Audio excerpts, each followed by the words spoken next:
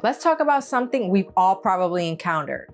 Misconceptions from people who hire us to do video work, but don't quite get what goes into it.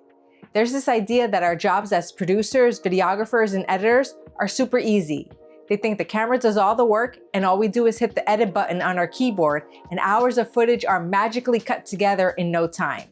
I can't tell you how many times I've spoken to clients who assume we can film an 8 to 10 hour shoot, go home, and have a full edit ready by the next day.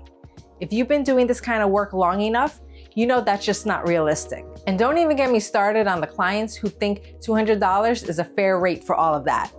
There's a huge disconnect between what people think video production is and what it actually takes to produce a video, and it can lead to unrealistic expectations, pushback on budgets, and rushed project timelines.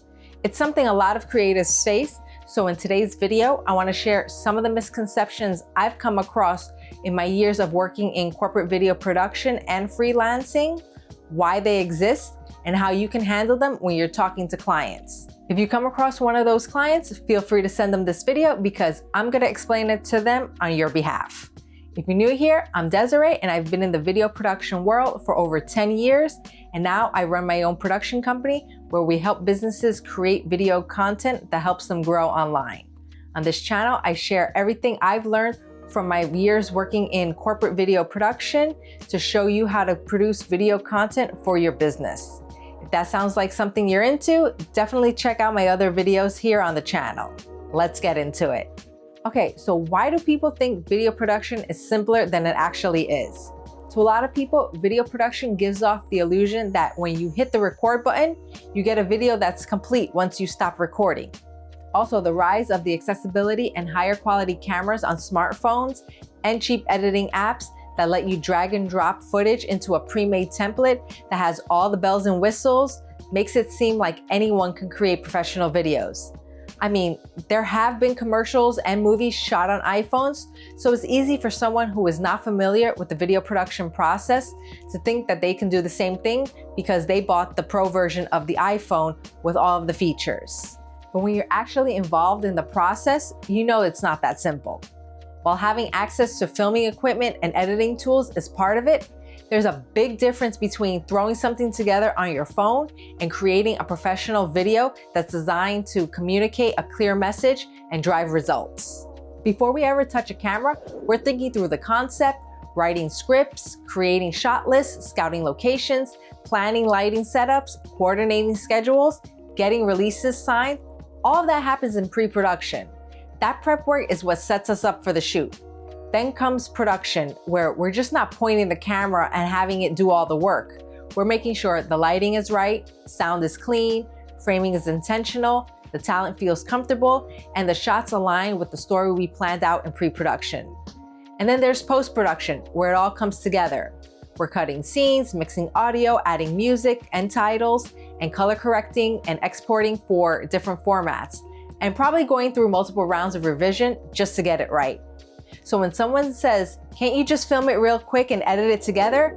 They're skipping over 90% of what it actually takes to do this well. When working with clients who don't realize how layered this process is, it helps to walk them through all 3 production phases and explain what is done during each one. Don't overwhelm them with every tiny detail, just enough to show how the tasks we do in each phase directly affects the final video. You can show them something like a storyboard from a previous shoot, just for them to see that there's more to it, and that's why they came to you in the first place. Plus, keeping them involved throughout the process ensures you and the client are on the same page as to what the final video will show.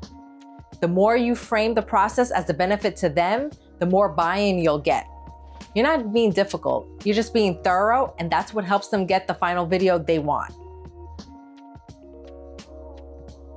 Another misconception I see all the time is around how long people think video production actually takes. Getting a request from someone that's like, hey, can you shoot and deliver a quick 1 to 2 minute video in the next 2 days, without giving any context as to what is needed, or even if they have a concept for the video, or if I have to come up with the concept in less than 24 hours. And I totally get where that's coming from. They're thinking, it's just 1 or 2 minutes of footage. How long could that possibly take? But a short video doesn't mean a short production. In fact, sometimes shorter videos are even more time-consuming because every single second has to be intentional, and there's no room for fluff. A polished 2-minute video can easily take several days from start to finish, especially if you're spending time doing all of this. Each of these steps takes time, and it's necessary in producing a video that meets all of the client's goals. And that's not counting the additional time it takes to get an approval from the client or their supervisors. Sometimes clients think of the video as the last part of their marketing campaign, project, or event, but in reality, we need to be brought in early on when they're planning it. Try to be as flexible as you can depending on your schedule and workload while keeping expectations realistic. But if they don't want to scale down the project or they're in a rush and can't extend the timeline, then charging a rush fee is necessary because now you have to find and hire more people and hope that they're available to help you do all of this work I mentioned before in less time. Professional videos take time to complete, and you have to make clients aware of this so they'll understand and work with you to set a realistic timeline.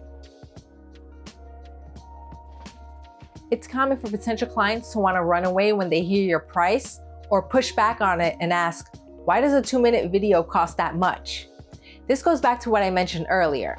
Since phone cameras are so good now, a lot of people assume making a video should be cheap because anyone can just film something on their phone from anywhere, right? There's a massive difference between making a video and producing a professional brand-aligned piece of content that actually supports the client or company's goals. But there's something important I want to point out, especially for those who are just getting started in this line of work. There are a lot of new videographers and editors who are eager to gain experience and are trying to build their portfolios. So they tell clients they could do the same work that an experienced producer, videographer, or editor can do, but for a fraction of the cost, like $150 or $200 for everything.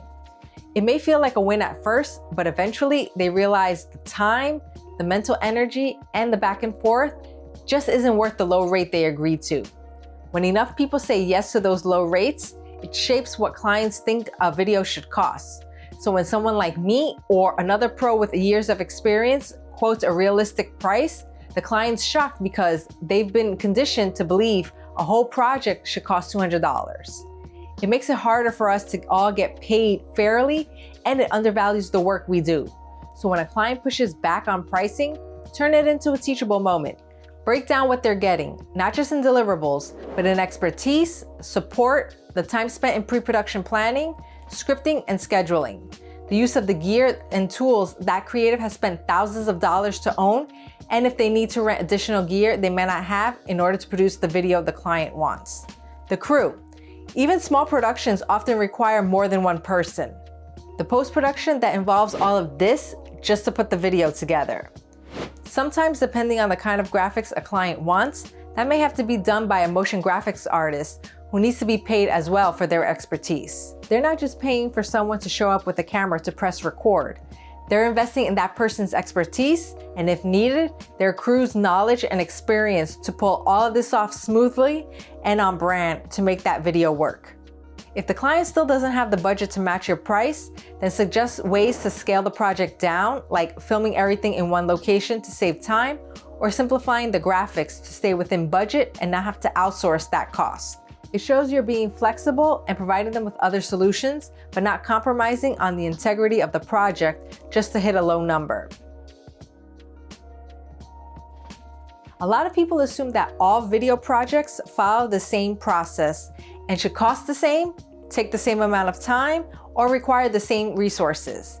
But not all video productions are the same, nor have the same requirements. A 2-camera interview for an internal training video is not the same as a brand spot with actors, motion graphics, and a voiceover.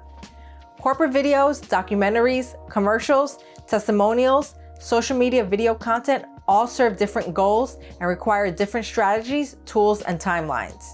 Even for corporate videos, something like a CEO message might only need a half a day for equipment setup, filming, and breakdown, while a recruitment video could take multiple days, multiple locations, and more coordination to film. And the budget, that has to match the project scope. A project for social media video content isn't going to cost the same as a national commercial, but people often compare them like they're interchangeable just because they're both videos. When you're talking to clients, clarify that this isn't a one-size-fits-all process and explain why every project is customized and the approach you're taking with planning the timeline, crew, and creative needs to fit their specific goals. You can also share examples in your portfolio that show different production styles side by side. Walk them through why certain videos cost more. The more you educate them on the different types of productions there are, the more they'll understand and appreciate you customizing it to their needs. I know this video was a bit longer, but I felt like all of this needed to be said because producing even one video takes a lot of work. My hope is that by pulling back the curtain a little, people who aren't in the production world can have a better understanding of what actually goes into it and not think they're being ripped off. At the end of the day, both creatives and clients want the same thing, to produce a great video. And when everyone's on the same page about the process, it makes collaborating easier and way more enjoyable for everyone involved. If you made it this far, thank you so much for watching until the end. If you know someone who needs a better understanding of what video production actually entails, or if you ever had to explain why filming a video isn't just a quick shoot, please share this video with them. Have you come across any misconceptions about video production that I didn't mention? Let me know in the comments. Maybe I'll do a follow-up video to this one with some more. Thanks again, and I'll see you in the next one.